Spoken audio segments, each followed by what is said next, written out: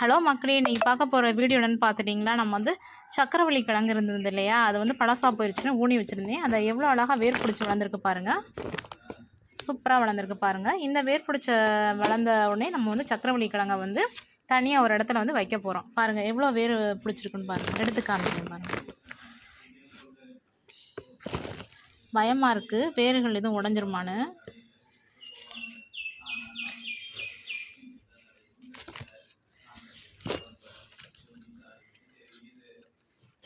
வேர் வந்து நல்லா க்ரோபேக் அடியில் வர போயிருக்கு மக்களே.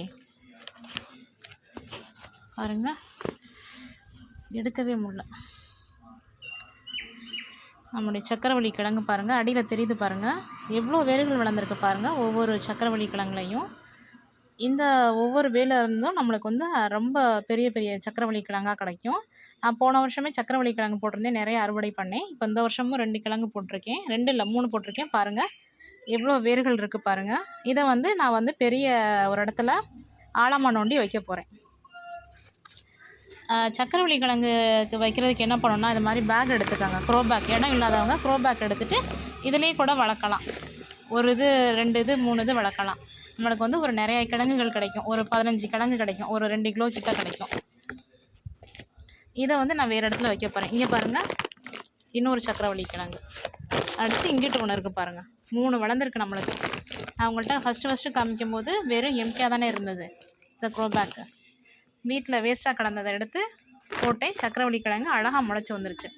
நீங்களும் உங்கள் வீட்டில் இந்த பழைய அரிசி பேக் இருக்குது பார்த்தீங்களா, அந்த பழைய அரிசி பேக்கை எடுத்துகிட்டு இதில் நல்லா மண்ணை நிரப்பிட்டு சக்கரவள்ளி கிழங்கை ஊனி வச்சிட்டிங்கன்னா அழகாக வேர் பிடிச்சி வளர்ந்துடும். வேர் எவ்வளோ இருந்துச்சு பார்த்தீங்களா. இதை வந்து நான் வேறு இடத்துல, இந்த கொய்யா மரம் இருக்குது பாருங்கள், இது பக்கத்தில் கொஞ்சம் இடம் கிடக்கு, இதுக்கு அடியில் ஊனிட்டோன்னா அழகாக குப்புன்னு அடியில் போய் நிறையா முளைச்சி வந்துடும். இந்த இலைகள் மட்டும் மேலே தெரியும், இதுலேருந்து பூக்கள் வரும். பூக்கள் இந்த சக்கரவள்ளி கிழங்கு ரெடியாக கிட்டத்தட்ட ஒரு 6 to 7 மாதம் ஆகும். நம்மளுக்கு மார்கழி மாதம் கிடச்சிரும். அவ்வளோதான் ஃப்ரெண்ட்ஸ். நீங்களும் உங்கள் வீட்டில் இந்த மாதிரி சக்கரவள்ளி கிழங்கை வளர்த்து பாருங்கள். சூப்பராக வளரும். வேஸ்ட்டான சக்கரவள்ளி கிழங்கை இனிமேல் தூக்கி போடாமல் அழகாக இது மாதிரி க்ரோ பேக்கில் வளர்த்துட்டு நல்லா வேர் பிடிச்சி வளர்ந்தோன்னே இன்னொரு இடத்துல மாற்றி வச்சுருங்க. உங்களுக்கு சக்கரவள்ளி கிழங்கு வீட்டிலேயே நீங்கள் அறுவடை செஞ்சுக்கலாம். நம்மளோட வீடியோ தொடர்ந்து பாருங்கள். அப்போ தான் அதுக்கப்புறம் போடக்கூடிய ஷார்ட்ஸ் எல்லாமே உங்களுக்கு நோட்டிஃபிகேஷனில் வரும். மறக்காமல் சப்ஸ்கிரைப் பண்ணுங்கள். தேங்க்யூ மக்களே.